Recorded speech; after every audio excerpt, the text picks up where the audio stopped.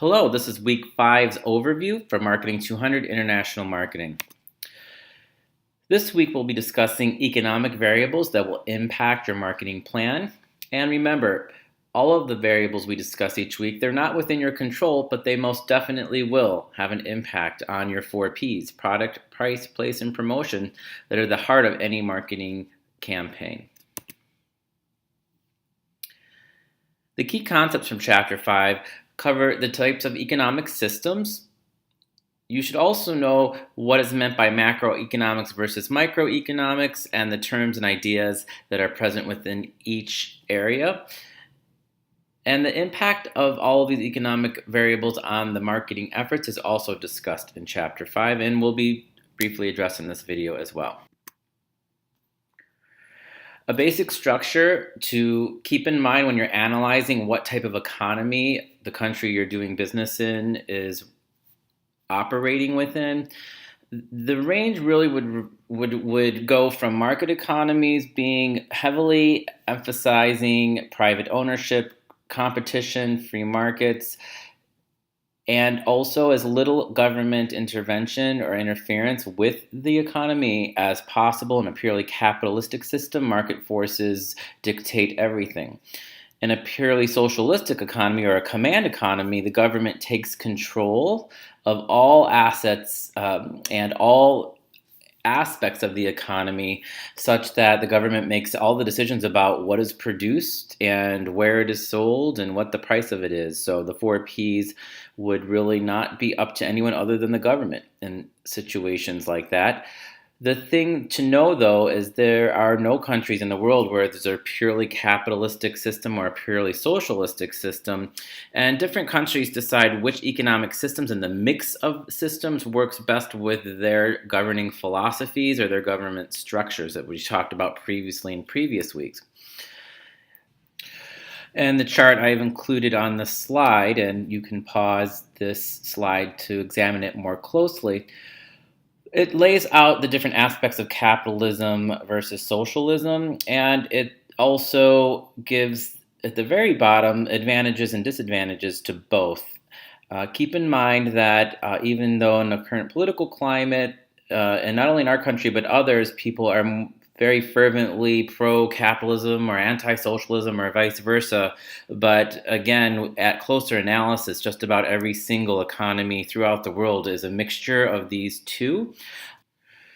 For instance, in the United States, which is considered capitalistic, we still have some functions in which we create social services, Social Security being one of them, welfare, unemployment. Some of these things are on the federal level, some on the state, some are on the city, and it ranges throughout the country. So other countries have a similar model. Another, on the opposite side of the spectrum, you would look at China, who many people would say is completely a command economy, but really they have created a lot of market reforms and allowed some private ownership in certain industries to spur competition, to create the efficiencies that sometimes free markets can create. So they're now more inside of what would be considered possibly a planned economy, in which the government, even if they don't own everything, they may highly regulate areas in which they don't actually have ownership, and they've allowed private ownership. So analyzing these things is important, because if you're going into a country in which there are monopolies, for instance, your product is not going to be so successful, because it will be very hard for you to overcome the power of a monopoly. An example that is illustrated in Chapter 5 of how an economic system or philosophy can aid a political system or philosophy is how mercantilism aids imperialism. Mercantilism is a economic system that was practiced by the earliest capitalistic societies in Western Europe, which basically idea was that whatever was good for business was good for the consumer, and that the government should stay out of it as much as possible. And it also encouraged the expansion of the selling of any products and creating new markets throughout the world, in which it didn't matter so much what the impact on those foreign markets were, as long as the domestic company and or peoples were benefiting, then it was under the system of mercantilism considered a good thing. This sort of relates to the survival of the fittest, and extreme capitalism, some people would say, is still this way today, in which there is not a concern of the impact of that economic system. And so it isn't so much important what your beliefs are about what you think is good or bad. From a marketing perspective, you do need to understand how operating under different political systems and how they're attached to their economic systems might impact what you're trying to do within that area.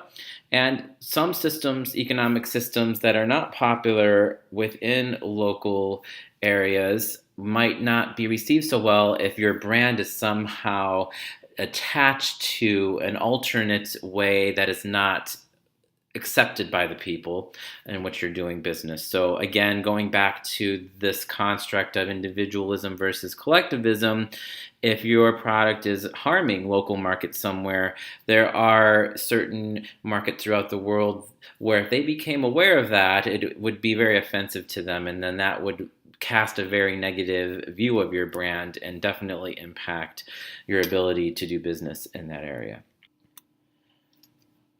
Another key idea to keep in mind when you're looking at economic variables is to distinguish between macroeconomics and microeconomics. Just very simply, macro meaning very large, micro meaning very small. Macroeconomics are all the things that we're talking about in this course text, those things that have national and international implications. And the terms that we often talk about when we're doing international business that help us see what is the health of certain local economies or countries are GDP and GNP, or gross domestic product or gross national product. I've asked you previously in the course to make a distinction between total gross domestic product of a nation and gross domestic product per capita.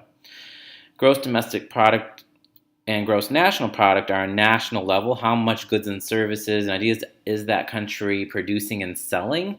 Gross domestic product would be those things that they're just producing within and selling within their country and exporting.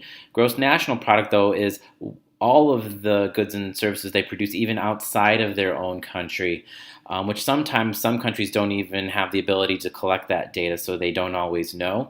But when you reduce things to per capita analysis as a marketing professional, it gives you a little closer picture of the macroeconomics of the place, because it helps you understand based on how many people are there, what might the spending power be with certain markets. But you should really even go further and look at any wealth gap indexes.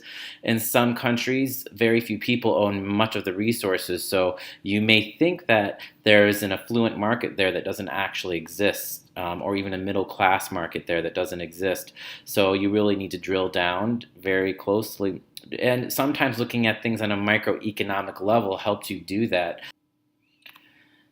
So much of the work you're doing with your integrated marketing plan, you really are drilling down on a micro level to see how specific industries or a specific company and its product performs differently in different markets. And then you're really getting into some microeconomic concerns. How do the consumers interact with your product? Are they buying it at the prices you're expecting them to? Are you able to bring that product to market in the way you want? The promotion, how are you able to advertise in that area? Those are all things that are microeconomic concerns. And again, we need to remind you that we're talking about goods, services, and ideas.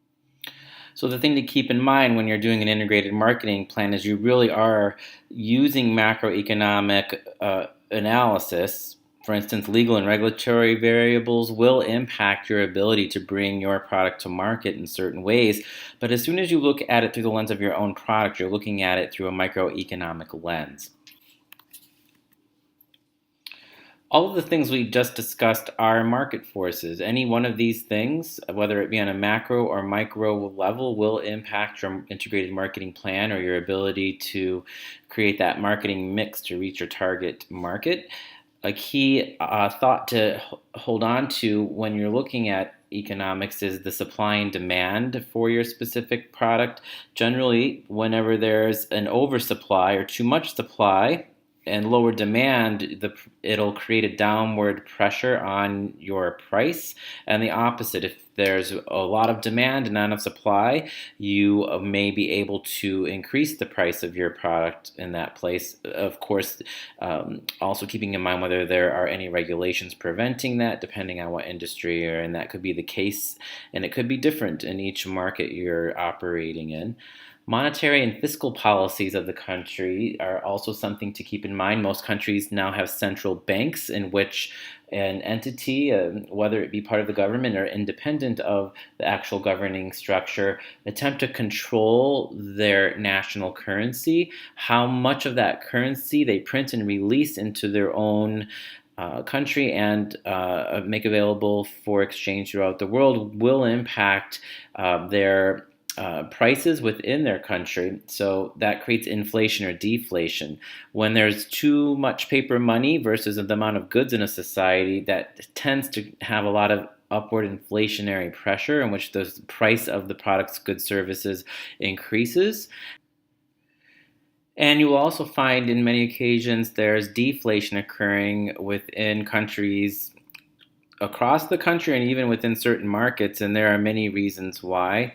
It could be like in the case of Japan, their population is shrinking, and so many of their local economies no longer have the demand they once had. And it might also be because a large entity relocates to another country. There's many contributing factors to why deflation occurs. You should, though, as a marketer, be very aware of whether the economy that you are operating within is expanding or contracting, and know what market forces are making that occur. That will help you position your product in the best way possible and meet your objectives. And a tool that many marketers now have for doing this are predictive models. There are computer programs, of course, that help you understand the elasticity of your product. What is the range and most likely outcome for the sales of your product based off different price points or different modes of production? And econometrics also help. Big data helps fuel a lot of these programs, which actually determine how you should best make your marketing mix to reach your target markets in different countries. Big data itself is a product, and it something we discussed on the previous slide just briefly, and that is something else that is changing the way marketers do business, and it's creating its own economy in and of itself, and that the data that is collected on people and consumer spending habits and even a company or a product history is fed into a computer program in which analysis is done usually by computer because it's too much data for a single individual or even a group of individuals to do. And this analysis is then sold to companies to help them make predictive models about how their product will behave in different scenarios.